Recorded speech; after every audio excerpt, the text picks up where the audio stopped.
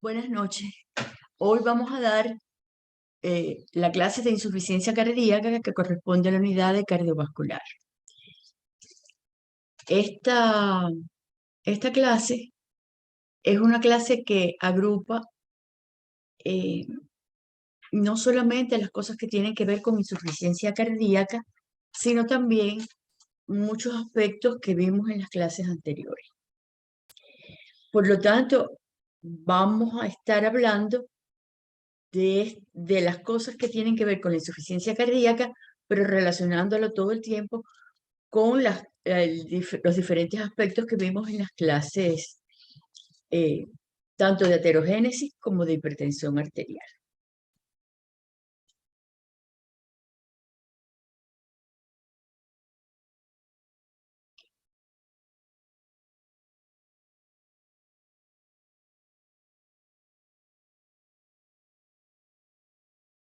Ah,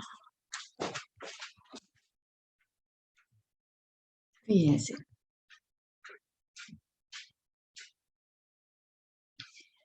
Nosotros estamos tratando en la asignatura de actualizar las clases lo más posible y de ponérselas en un formato que les sea más cómodo a ustedes para estudiar, lo cual no significa que siempre es cómodo para nosotros de preparar.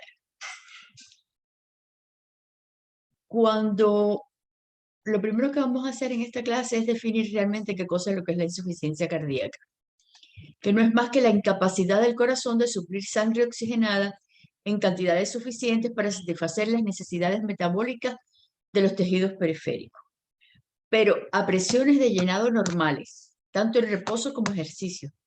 Porque si el corazón tiene que hacer un esfuerzo de aumentar la presión para que esa sangre llegue a los tejidos periféricos, ya no estamos en condiciones normales, ya estamos en insuficiencia cardíaca. Y ese es uno de los problemas que vamos a ver en el transcurso de la clase de hoy. Este es un síndrome clínico, o sea, no es una enfermedad. Una enfermedad es cuando se refiere a una sola cosa, una gripe. Un síndrome es un conjunto de signos y síntomas, como ya deben haber visto en medicina interna, que es complejo, muy complejo, y que está producido por condiciones o desórdenes cardíacos que afectan la capacidad del ventrículo para expulsar sangre. Por lo tanto, pueden ser por causas mismas del corazón o por causas que no sean propias del corazón. Aquí yo les pongo las causas fundamentales de la insuficiencia cardíaca que ustedes van a tener que estudiar a lo largo de la carrera de medicina. La causa más frecuente de falla de la contractilidad miocárdica corresponde a causas extramiocárdicas, como es la enfermedad isquémica del corazón, porque no depende de, del músculo como tal, sino de la irrigación que tiene ese músculo. Luego es un problema de la circulación y por eso es una falla de la contractilidad asociada a la enfermedad isquémica del corazón. Y también están las valvulopatías crónicas, ya sea de la mitral, ya sea de la válvula aórtica, etc. Y hay condiciones que son miocárdicas y que son terribles. Por suerte no son tan frecuentes como es la enfermedad isquémica del corazón, que es una de las causas de enfermedad y muerte más frecuentes en el mundo entero, que son las miocardiopatías, que son enfermedades propias del músculo cardíaco, o las miocarditis, que son las infecciones del miocardio, ya sea virales, protozoáricas, bacterianas, etc. Luego están las sobrecargas mecánicas que impiden el llenado ventricular, ¿entienden? Por ejemplo, eso lo producen las valvulopatías. Van a ver que las valvulopatías están metidas prácticamente en todas las causas. Está la fibrosis del endocardio, porque impide, no permite que el corazón se pueda relajar adecuadamente y no se puede llenar adecuadamente de sangre. Y están las miocardiopatías primarias hipertróficas, que se pone muy grande el músculo cardíaco, pero tampoco se contrae adecuadamente. Están los defectos mecánicos y las disfunciones mecánicas cuando coexisten al mismo tiempo, en las valvulopatías también, o enfermedades de las válvulas, y en enfermedades congénitas del corazón. Eso se ve muchísimo en pediatría y son generalmente muy complicadas y muy horrorosas. Por lo tanto, vamos a ver que existe lo que se llama la insuficiencia cardíaca izquierda, en la cual hay un aumento de la presión de la sangre dentro de la aurícula izquierda y por lo tanto la circulación, la sangre que viene de los pulmones y que viene a presiones bajas, tropieza entonces con que la aurícula tiene una presión mayor de lo normal y por lo tanto no se facilita su entrada al lado izquierdo del corazón. Y eso trae como consecuencia de que se acumule sangre en la circulación pulmonar y se produzca congestión pulmonar. Luego, la primera consecuencia de la insuficiencia cardíaca del ventrículo izquierdo es que como no puede el ventrículo bombear toda la sangre hacia la aorta, se acumula, se produce una transmisión retrógrada de presiones del ventrículo hacia la aurícula, y eso al aumentar la presión de la aurícula, pues produce una congestión pulmonar. Pero lo que se transmite es la presión retrógrada del ventrículo hacia la aurícula. No quiero que me digan que la sangre se devuelve. La sangre no se devuelve, solamente hay algunas regurgitaciones cuando hay fallas de las válvulas, insuficiencia de las válvulas, pero lo que vamos a ver en el día de hoy, la sangre no vuelve para atrás. Lo que hay es aumento de la presión dentro del ventrículo que se transmite retrógradamente hacia la aurícula izquierda y por lo tanto eso produce una transmisión retrógrada de presiones hacia la circulación pulmonar y se produce congestión pulmonar. Cuando se produce esa congestión pulmonar, pues hay un problema. Y vamos a ver en el transcurso de la clase de hoy cuáles son los problemas. Luego está la llamada insuficiencia cardíaca derecha, que es cuando aumenta la presión en la aurícula derecha. ¿Por qué? Porque está incompetente el ventrículo derecho. Y hay una insuficiencia del ventrículo derecho y por lo tanto aumenta la presión en el ventrículo derecho y se transmite la presión en forma retrógrada hacia la aurícula derecha. Y por lo tanto, la circulación de retorno del sistema venoso aumenta y se produce congestión, hipertensión venosa periférica en el hígado, en todo el sistema venoso, en los intestinos, en las venas de las piernas, etc. Lo que sucede es que generalmente la insuficiencia cardíaca izquierda va a producir insuficiencia cardíaca derecha. Porque el ventrículo derecho tiene paredes muy finas y cuando se sobrecarga mucho por la presión, por la congestión pulmonar, pues trae como consecuencia que se produce una insuficiencia cardíaca del lado derecho. Y esto trae como consecuencia congestión e hipertensión venosa periférica. Luego, la causa principal de insuficiencia cardíaca derecha es la insuficiencia cardíaca izquierda. Y entonces vamos a enfocarnos en un problema como es la llamada insuficiencia cardíaca global o biventricular, que es aumento de presión en ambas aurículas con combinación de los síntomas y signos que ya nos hemos referido anteriormente. Ahora, ¿qué cosa hay en una insuficiencia cardíaca? En primer lugar, disfunción sistólica. La disfunción sistólica es la anomalía en la función de bomba del corazón, que impide una suficiente eyección de sangre. Luego, ese es el primer problema que tiene una insuficiencia cardíaca. Si no hay disfunción sistólica, no hay insuficiencia cardíaca. Luego, la disfunción sistólica tiene que existir para considerar que hay una insuficiencia cardíaca. La disfunción diastólica se vincula con la incapacidad que tiene el ventrículo para recibir sangre a presiones de llenados normales. como por ejemplo la hipertensión arterial, y depende fundamentalmente de una inadecuada relajación del miocardio. Y eso lo vimos en la clase anterior.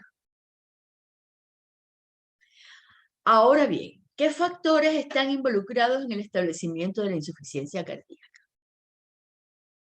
Y en estas cosas vamos a pasarnos toda la clase.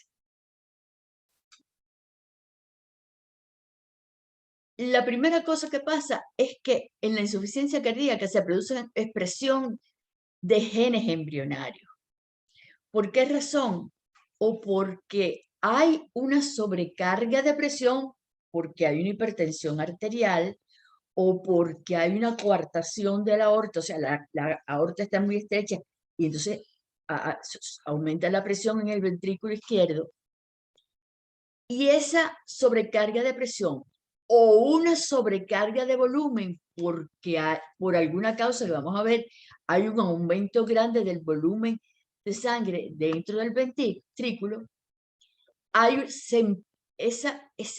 ese factor mecánico de aumento de presión o de aumento del volumen contra la pared del miocardio, estimula la pared del miocardio y comienzan a expresarse genes embrionarios que no debieran estar actuando y que lo que hacen es favorecer la síntesis de miocina y de actina fetales, que funcionaban muy bien cuando estaban, el sujeto era un embrión dentro del útero, pero que ahora cuando son adultos ya eso no sirve. Y esas miocina y actinas fetales comienzan a ensamblarse en serie o en paralelo, dependiendo del estrés biomecánico de la sangre sobre la pared miocárdica. Si el estrés que se produce es una sobrecarga de presión, se van a ensamblar en paralelo. Y entonces se pone muy gruesa la pared del miocardio. Y si lo que hay es una sobrecarga de volumen, pues se van a ensamblar, se activan otros genes y se ensamblan en serie. Eso es dependiendo de cuál es el estrés biomecánico de la sangre sobre la pared miocárdica. Otra de las cosas que pasa es que el estímulo de genes embrionarios hace que se empiece a producirse una isoforma beta de la miocina ATPasa. La miocina ATPasa es la que aporta el ATP para la contracción de la miocina. Pues esta isoforma beta de la miocina ATPasa de tipo fetal aporta menos ATP y hay menos actividad ATPásica y por lo tanto hay menor velocidad de acortamiento. Luego ya tenemos un corazón que no solamente tiene miocinas y actinas fetales que están ensambladas esos filamentos de forma inadecuada, sino que además la miocina que aporta el ATP también tiene menor actividad ATPásica y produce menor velocidad de acortamiento. Yo quiero que les quede claro, no son las sarcómeras las que se ponen en paralelo o en serie, son los filamentos dentro de las sarcómeras los que se van disponiendo más en serie o más en paralelo. ¿Está claro? Otro de los problemas que hay es la disminución de la fosforilación del fosfolambán. El fosfolambán es lo que permite la entrada del calcio al retículo sarcoplásmico. Entonces, otro de los problemas que hay es que se disminuye la fosforilación del famoso fosfolambán con reducción de la entrada de calcio al retículo sarcoplásmico de los cardiomiocitos y hay menor relajación de la pared miocárdica.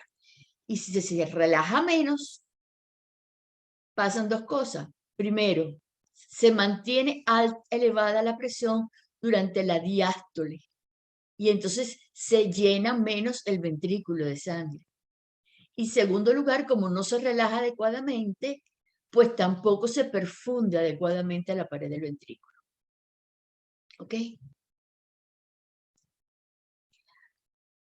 Hay actividad de los genes llamados RAS y JK-Jung.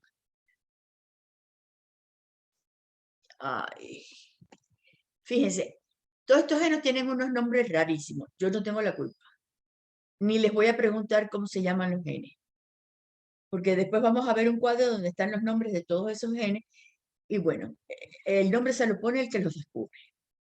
Pero los genes estos RAS y JK y KC-Jung, en los miocitos se activan por el estrés biomecánico que produce la sobrecarga de volumen, aumenta el volumen de sangre sobre la pared y activan a la caspasa 9. Y activar caspasas es sinónimo de procesos de apoptosis. Luego, sobre todo para este tipo de sobrecarga, que es la sobrecarga de volumen, la activación de la caspasa 9 induce mucha apoptosis de la pared. Por esa razón, en la dilatación uno se va a encontrar que la pared es muy fina. La pared del miocardio se hace muy fina. Y como es muy fina, también va a tener menor capacidad contráctil. Y entonces, ese tejido, esas fibras miocárdicas que van siendo, que mueren no por necrosis, sino por apoptosis, son sustituidas por tejido fibroso, lo cual y también el tejido necrótico, porque esa pared tiene menos circulación, entonces se produce una mezcla de tejido muscular necrótico y tejido muscular apoptótico, lo cual disminuye la contractilidad y la distensibilidad diastólica. Pero otro problema que hay, y eso es válido para la dilatación y para el efecto el efecto de la sobrecarga de presión, es que hay un gran aumento de la actividad a nivel cardíaco del sistema renina-angiotensina-aldosterona.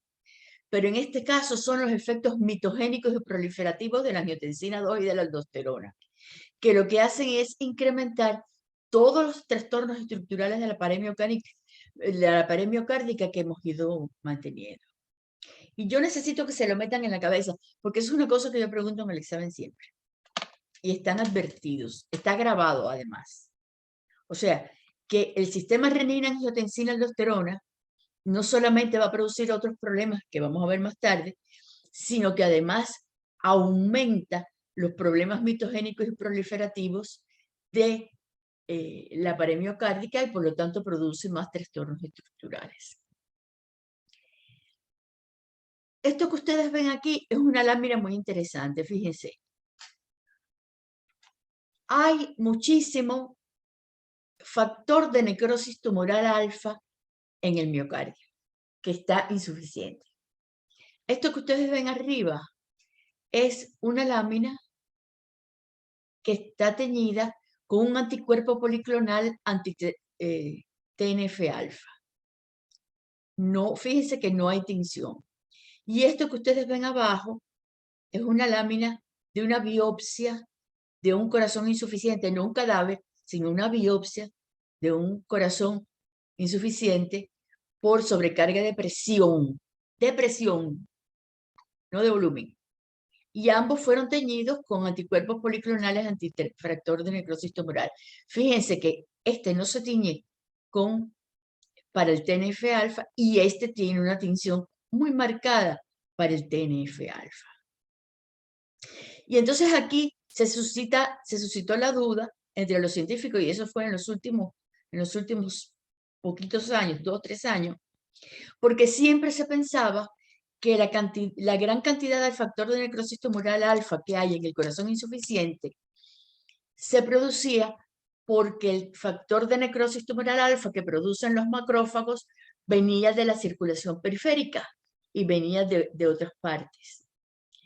Bueno, pues lo que se encontró que los miocitos del corazón humano con insuficiencia cardíaca tienen RNA mensajero que codifica la síntesis del factor de necrosis tumoral alfa. Y que por lo tanto, este factor de necrosis tumoral alfa no depende de una transferencia pasiva de estas citocinas que de la circulación periférica o del medio extracelular, sino que corresponde a su producción en el ventrículo disfuncionante. Luego, hay la sobrecarga de presión o la sobrecarga de volumen estimula genes que no están muy claros cuáles son. No está completamente ajustado cuáles son esos genes y que están produciendo una estimulación para que se produzca dentro de esos mismos miocitos insuficientes factor de necrosis tumoral alfa, y ya se ha aislado el RNA mensajero que hace que se produzca, que codifique este factor de necrosis tumoral alfa. Hay dos receptores miocárdicos para el TNF-alfa. El receptor 1, que se llama, un nombre muy original, R1 TNF-alfa, y el receptor 2, que se llama R2 TNF-alfa. El efecto del TNF-alfa sobre el músculo cardíaco es un efecto inotrópico negativo, pero el efecto inotrópico negativo está regulado cuando el factor de necrosis tumoral alfa se combina con el receptor 1, porque impide la entrada de calcio al miocito durante la sístole. Y por lo tanto, tiene un efecto realmente de disminución de la capacidad contráctil del miocardio. ¿Okay? Pero es que hay dos proteínas solubles fijadoras de factor de necrosis tumoral alfa, que son factores involucrados en el establecimiento de la insuficiencia cardíaca. Ambos son fragmentos de los dominios extracelulares de los receptores 1 y 2 para el factor de necrosis tumoral alfa. Luego, esos receptores tienen un dominio intracelular y un dominio extracelular, fuera de la membrana celular.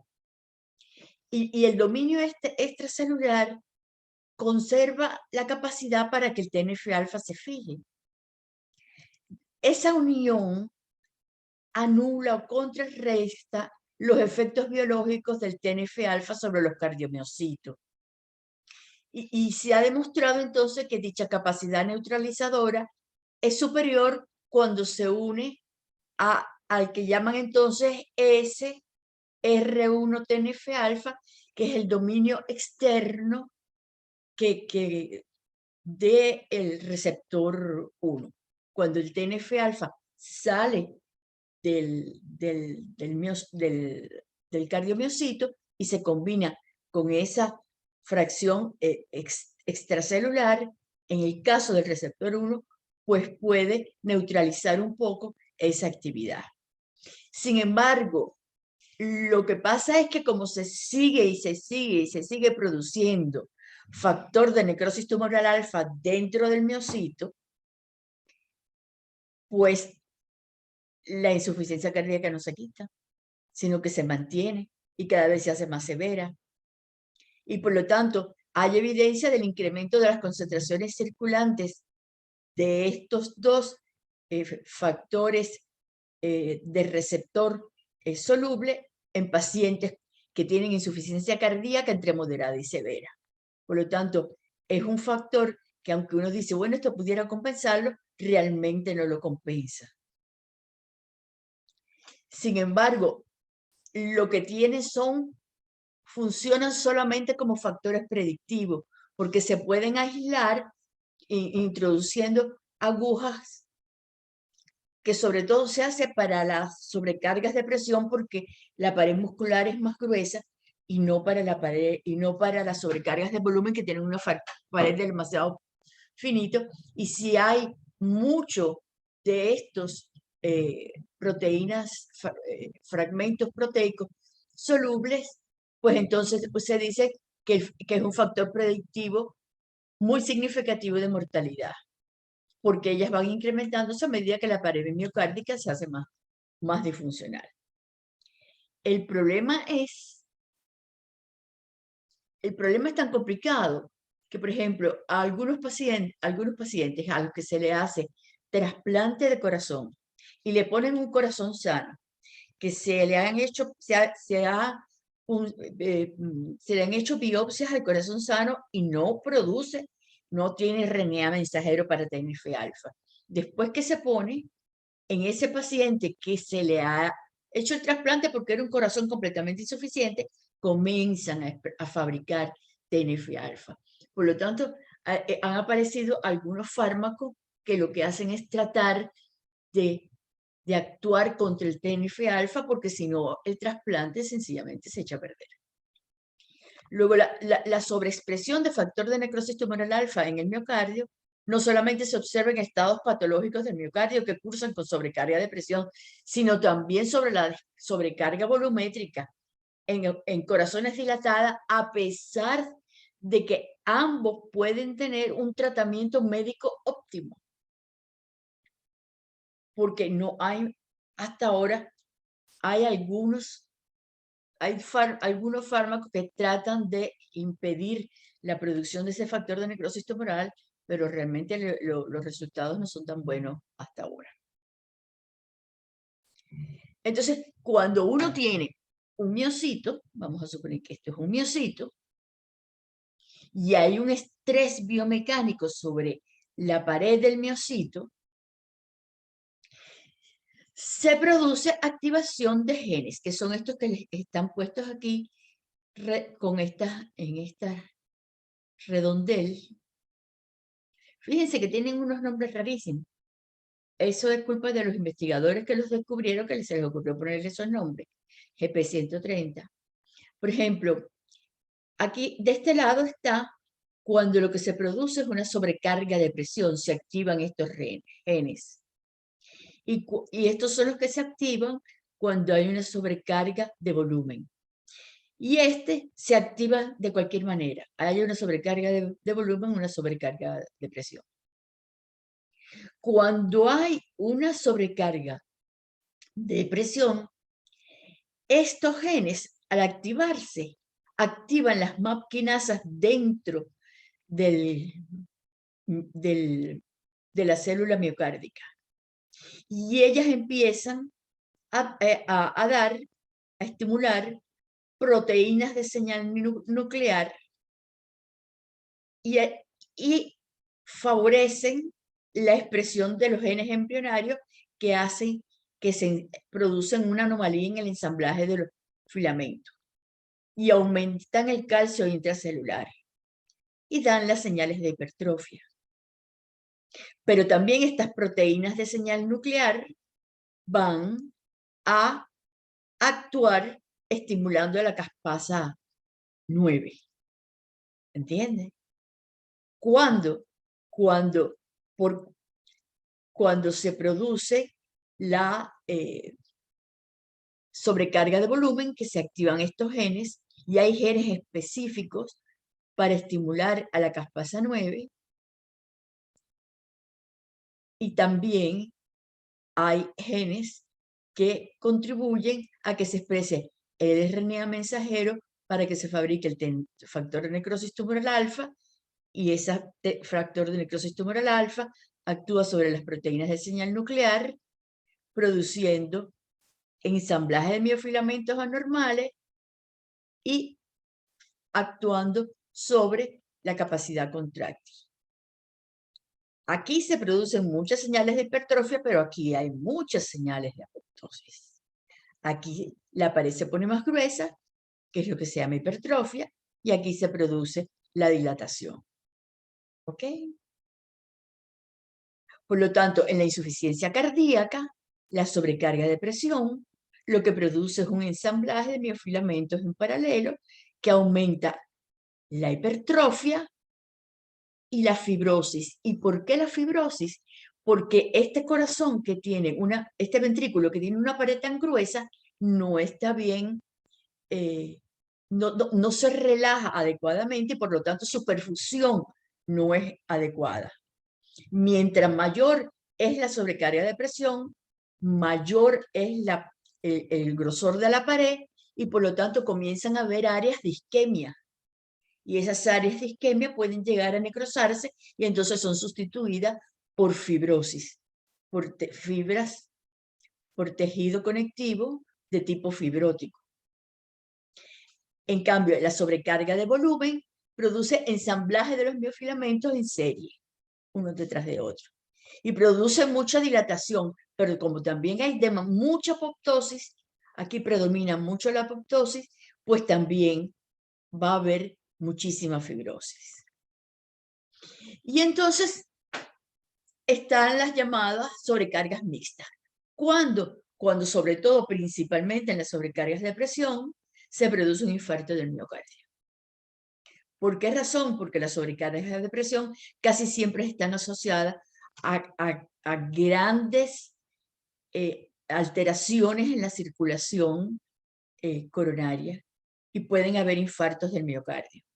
Pero la zona infartada es remodelada, se produce una remodelación del área del infarto y esa área del infarto es sustituida por tejido fibrótico y entonces hay veces que esas áreas quedan muy adelgazadas y comienzan a dilatarse. Y entonces la pared, esta pared que tenía sobrecarga de presión, se convierte en un área, en una pared que tiene hipertrofia, tiene dilatación y tiene fibrosis. Luego, la célula muscular normal, que es esta,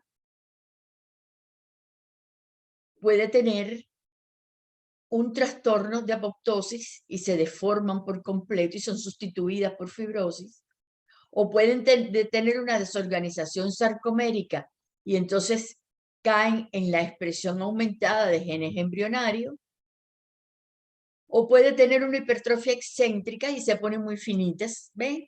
Cuando las sarcómeras tienen los filamentos que se van alineando en serie, o puede tener una hipertrofia concéntrica, que es cuando los filamentos dentro de las sarcómeras se van alineando en paralelo, o pueden tener las llamadas hipertrofias fisiológicas. ¿Quiénes son esos? Los atletas. Atletas, esos que, no ustedes que van al gimnasio un día a la semana para liberar ansiedad por las clases de fisiopatología. No, no, no, no. Los atletas de verdad, los que se dedican a saltar, a los que se dedican a jugar tenis internacional, los que hacen, esos atletas, hacen una hipertrofia fisiológica que se parece un poco más a la célula muscular normal y que regresa a esta posición cuando dejan de practicar ejercicios. Aquí tienen ustedes un esquema que es muy popular. Se publicó en el New England Journal of Medicine hace muchísimos años, pero todo el mundo utiliza este esquema. Y esta es la pared del ventrículo con un infarto en el ápex. ¿Ven? Esta zona de aquí. Entonces, eso va aumentando, ese infarto va aumentando, se expande el infarto en horas o días si no se hace una reperfusión coronaria y esa pared queda muy adelgazada y entonces al final lo que tenemos es un remodelado global en el cual puede haber hipertrofia por un lado o adelgazamiento, en dependencia de qué cosa es lo que ha pasado. Y estos son corazones de verdad, naturalmente extraídos de cadáveres, ¿no? Fíjense, esta es una hipertrofia concéntrica. Este huequito que ustedes ven aquí es la cavidad del ventrículo derecho. Y todo esto que ustedes ven aquí es la pared del ventrículo izquierdo. Y esta es la cavidad del ventrículo izquierdo. Aquí tienen un área de fibrosis de un infarto antiguo. Aquí tienen otras áreas de isquemia con infartos antiguos. Estos son depósitos de grasa de la pared. Ahora, imagínense cómo es posible si no van al mismo tiempo la circulación coronaria, el crecimiento de los vasos sanguíneos con el crecimiento de la pared, pues esta pared empieza a ser absoluta, ni puede relajarse, ni tiene ninguna capacidad contráctil. Y esto que ven ustedes aquí fue un infarto de la pared, que además rompió la pared, produjo una necrosis de la pared y la muerte del paciente. ¿Okay? Pero Esto que tienen aquí a la derecha es algo más horroroso todavía porque es un corazón con una sobrecarga de volumen, ¿entienden? Y esto que ustedes ven aquí es el ventrículo izquierdo. Miren la pared del ventrículo izquierdo, lo que queda de ella, extraordinariamente fina. Calculen ustedes cómo puede bombear sangre ese ventrículo con esa pared tan adelgazada por esa... esta es la muestra de un corazón chagásico. Fíjense que el septum es más grueso que la pared. Esta es la aurícula izquierda. Fíjense que la aurícula izquierda, por la sobrecarga de volumen que de este ventrículo, se ha dilatado muchísimo. Y este es el ventrículo derecho, que ha quedado más grande, que está menos afectada la pared, pero con todo y eso se dilata porque la sobrecarga de volumen de este ventrículo afecta mucho a la aurícula y por lo tanto a la circulación pulmonar, y entonces produce una dilatación de este ventrículo, se sobrecarga de volumen y fíjense cuáles son las consecuencias. ¿Se dieron cuenta? Esto es terrible. Entonces, por eso se han estudiado mucho más con biopsias los pacientes vivos que tienen sobrecarga de volumen, porque es más fácil coger una muestra con un catéter de esta pared ventricular que de esta pared ventricular. ¿Se dan cuenta? Cuando se hace un ecocardiograma, ¿qué cosa es lo que miden los cardiólogos que se dedican a ecocardiografía? Porque todos no hacen ecocardiografía. Pues miden el índice de masa ventricular del ventrículo izquierdo.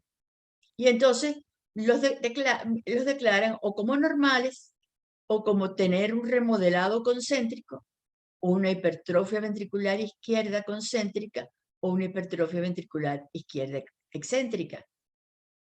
¿Y cómo los clasifican así? Bueno, como normales es cuando la masa ventricular izquierda y el grosor parietal de la pared se encuentran dentro de límites normales. O sea, un 45 al 55% de los hipertensos tienen este patrón normal. Yo entre ellos. Están los llamados remodelados concéntricos, en el que la masa ventricular del ventrículo izquierdo es normal, pero el grosor de la pared ya está un poco aumentado, está como un 0,44, y esto afecta del 12 al 17% de los pacientes. Está la llamada hipertrofia excéntrica, cuando la masa ventricular izquierda está aumentada y el grosor parietal relativo es normal, y eso es más o menos entre el 18 y el 24% de los pacientes hipertensos.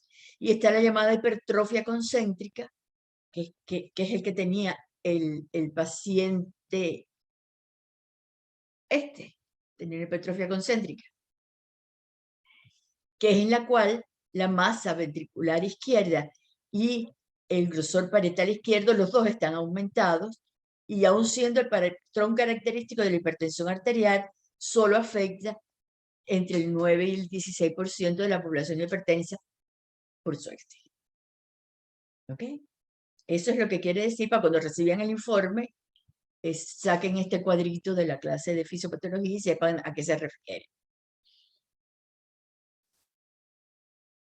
Luego, tenemos que la hipertensión arterial produce una sobrecarga de presión. Las valvulopatías producen una sobrecarga de presión o de volumen, en dependencia. Por ejemplo, si es una incompetencia de la válvula mitral, lo que se produce es una sobrecarga de volumen sobre la aurícula izquierda y sobre el ventrículo izquierdo. Porque cuando el ventrículo se contrae, la sangre, si la válvula mitral es incompetente, no se cierra bien, pasa sangre no solo para la aorta, sino que también hay cierta eyección de sangre hacia la aurícula y aumenta la presión en la aurícula. Y por ejemplo, el infarto, y también puede haber Si lo que hay es una válvula aórtica que está estenosada o hay una coartación de la aorta, pues naturalmente el ventrículo tiene que contraerse muchísimo más para poder eyectar el volumen de sangre correspondiente para cubrir las necesidades del individuo. Y luego está el infarto del miocardio, que produce una disfunción de una parte de la pared y puede producirse con sobrecarga, puede producir una sobrecarga de volumen de ese pedazo. Pero todo esto, lo que aumenta es el trabajo cardíaco. Tanto la hipertensión como las valvulopatías, como los infartos, lo que hacen es aumentar el trabajo cardíaco y por lo tanto aumentan la tensión de la pared. Y van produciendo una distensión de esa pared que va a producir hipertrofia o dilatación, con cambios del tamaño y de la masa cardíaca, con trastornos genéticos, proteínas anómalas, fibrosis, una vascularización inadecuada, insuficiencia cardíaca, que tiene disfunción sistólica, diastólica, puede tener arritmias si están involucradas las áreas que tienen que ver con el haz de His y estimulaciones neurohumorales, que vamos a ver ahora. Otro problema que pasa en la insuficiencia cardíaca es que el receptor beta 1 adrenérgico, que se acuerdan de la clase anterior, tiene que ver con la fuerza contráctil del corazón, o sea, con el inotropismo, y con la frecuencia cardíaca. Pero la fuerza contráctil del corazón no está adecuada, porque hay un problema con el fosfolambán. Y entonces lo único que hace el receptor beta 1 adrenérgico es aumentar la frecuencia cardíaca. Luego usted puede ver un paciente que tiene una insuficiencia cardíaca, que lo que tiene es aumento de la frecuencia cardíaca, pero que no se corresponde con un aumento de la fuerza contráctil. ¿Ok? Y entonces se dice que hay una desensibilización del receptor beta 1 adrenérgico en la insuficiencia cardíaca, porque lo único que hace es producir taquicardia, pero no puede producir aumento de la capacidad contráctil del corazón. Pero hay muchísimos factores neurohumorales actuando en la insuficiencia cardíaca. La insuficiencia cardíaca disminuye el gasto cardíaco y si disminuye el gasto cardíaco, puede disminuir la presión arterial media.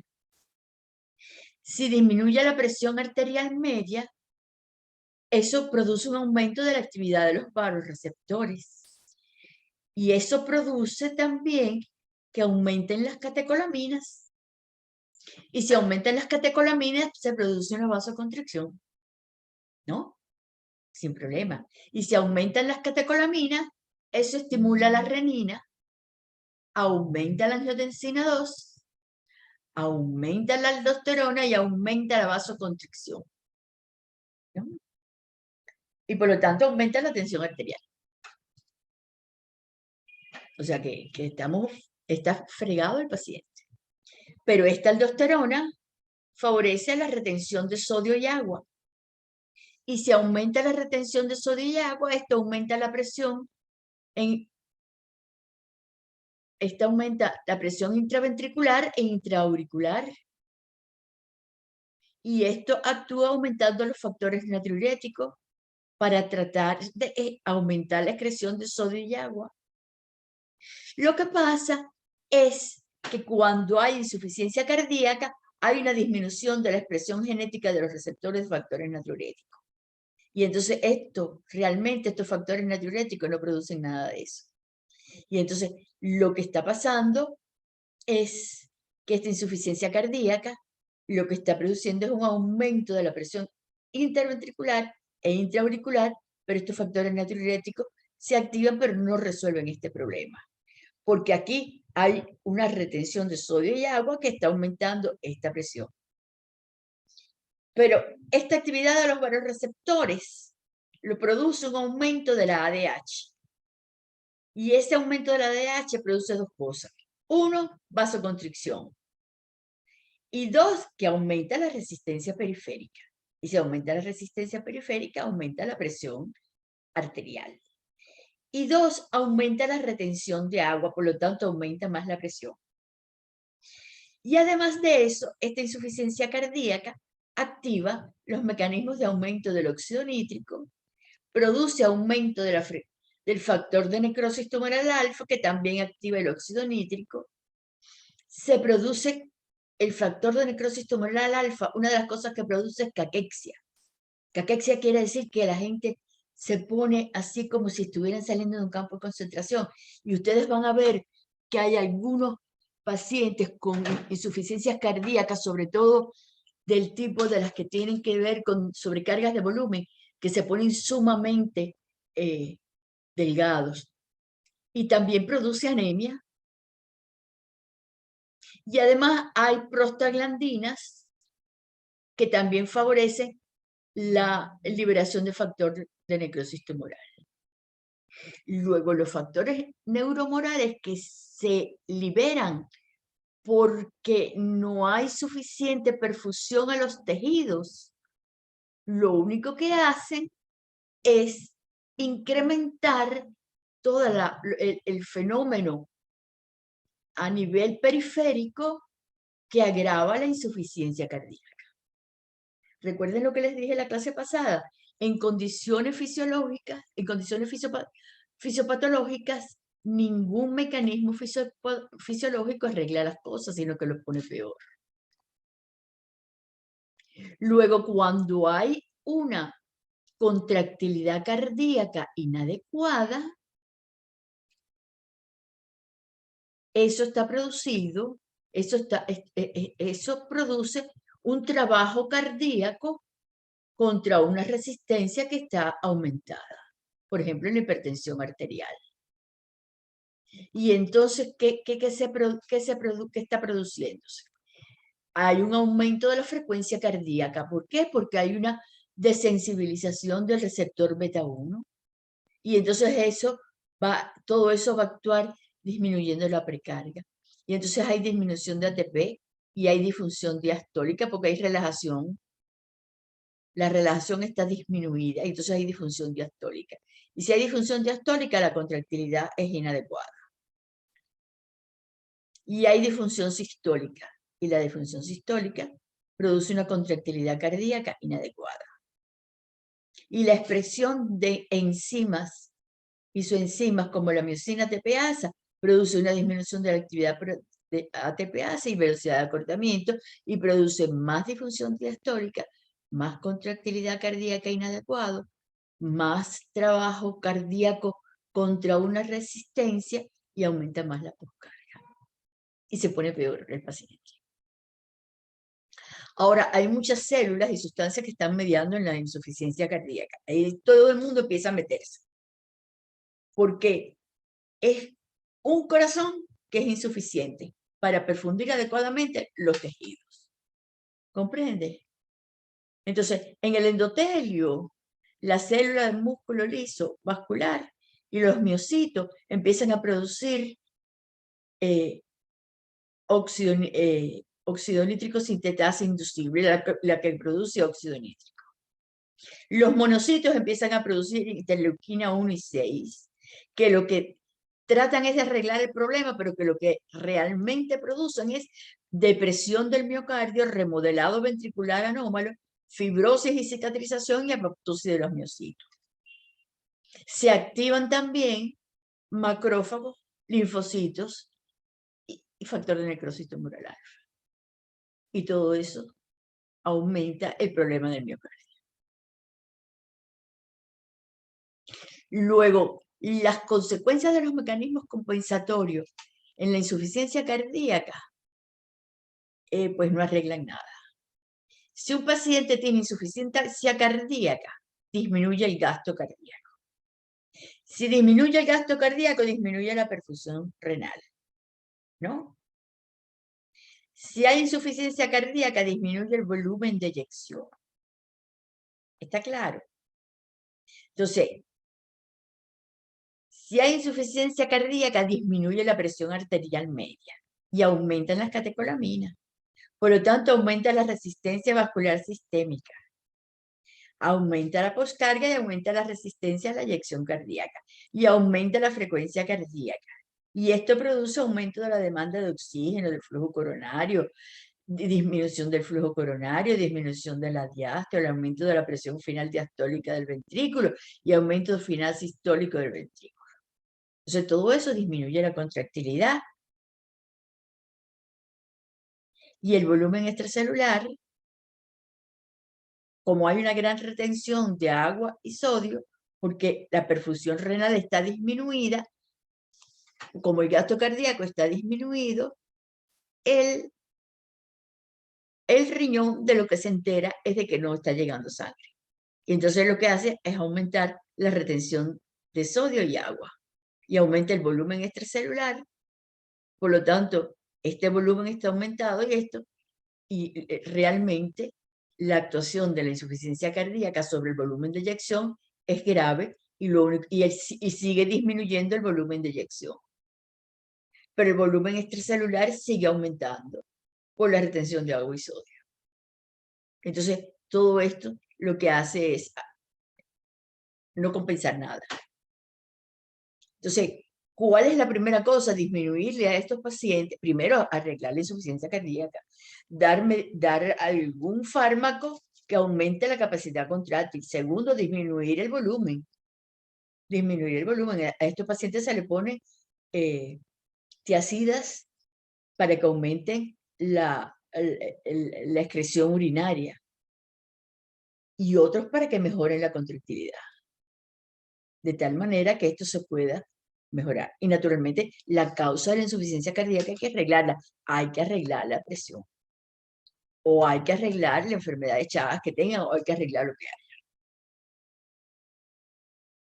Luego, las manifestaciones clínicas fundamentales de la insuficiencia cardíaca son, cuando la insuficiencia cardíaca es del lado izquierdo, ¿cuál es la primera consecuencia? La disnea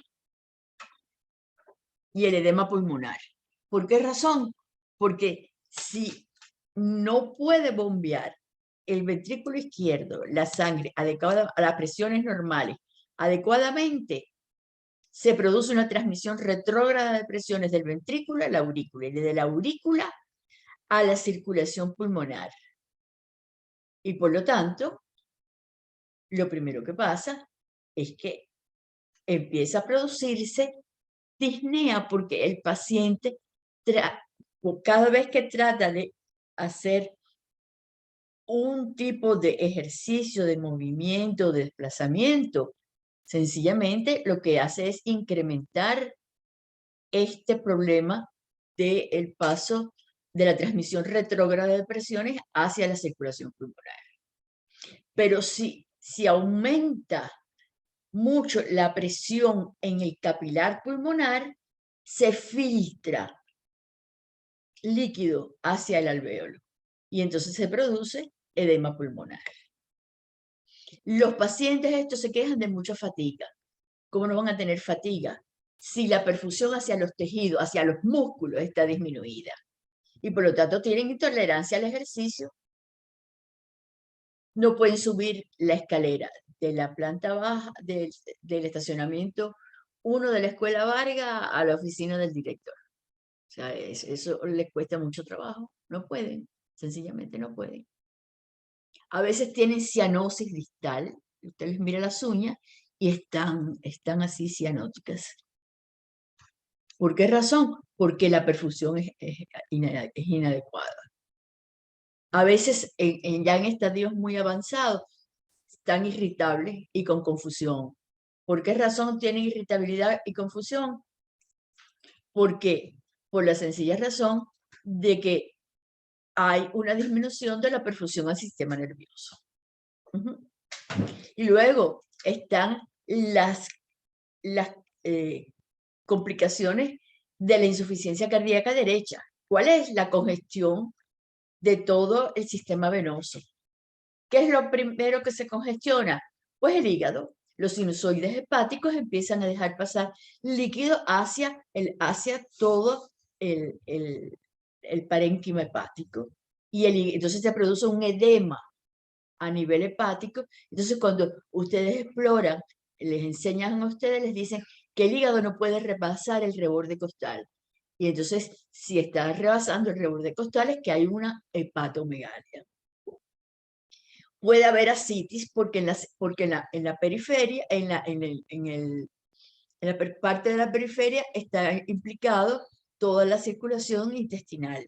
Y entonces, a través del peritoneo se va filtrando aumenta la presión en los capilares y comienza a pasar líquido hacia la cavidad peritoneal y puede haber una gran ascitis. Igual que empieza a haber edema en los pies. ¿Por qué razón? Porque ahí sí la presión está muy aumentada porque en la posición de parado está el problema gravitatorio de la posición de estar parado más la dilatación que se va produciendo en las venas de las piernas por la sobrecarga de volumen por la incompetencia del ventrículo derecho. Y entonces los capilares a nivel de los pies empiezan a filtrar líquido y se produce edema de los pies. Luego la insuficiencia cardíaca es la causa fundamental de la insuficiencia cardíaca derecha. Y todo esto lo que hace es disminuir la capacidad funcional y la calidad de vida, con un curso clínico progresivo que lleva a la muerte. La disnea, que es uno de los síntomas fundamentales de la insuficiencia cardíaca izquierda, está relacionada con varias cosas. En primer lugar, con la disminución de la elasticidad pulmonar por la hipertensión pulmonar que se ha producido, por la congestión pulmonar con extravasación de líquido al espacio intersticial o intraalveolar, con el aumento de la resistencia al flujo del aire en el pulmón, con la activación de los receptores yuxtacapilares que aumentan la frecuencia respiratoria y con la fatiga de los músculos respiratorios y del diafragma por hipoperfusión. Y son todas estas cosas lo que producen la famosa disnea del paciente con insuficiencia cardíaca del ventrículo izquierdo. Luego, cuando uno tiene un paciente con una distensión biomecánica y hay los deslizamientos de los miocitos y la hipertrofia de los miocitos, ya sea porque en la sarcómera se disponen los miofilamentos en serie o en paralelo, aumenta la masa ventricular con hipertrofia o dilatación. Aumenta el volumen, hay cambios en la forma, se está produciendo un remodelado con respuestas adaptativas y maladaptativas que llevan realmente a disminución de la contractilidad con arritmias y a la muerte de los pacientes.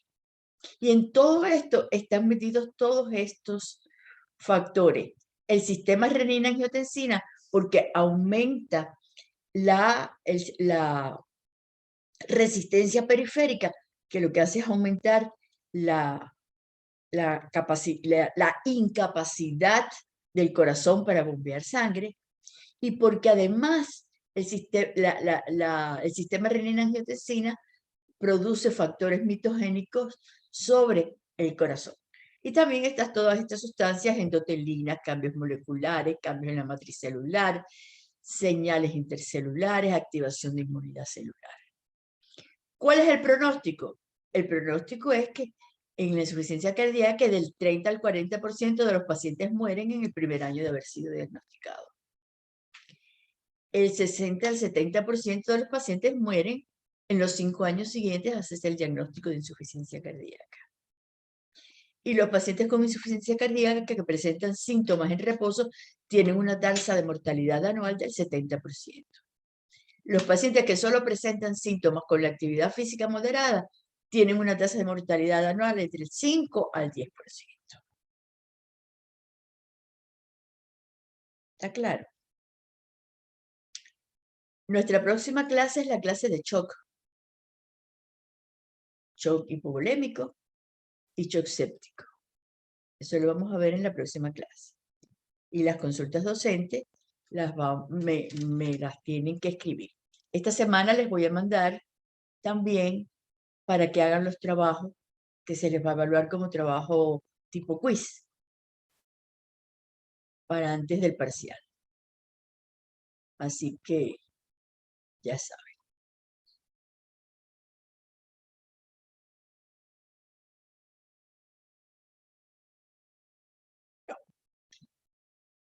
Nos vemos para la próxima semana en la clase de choque.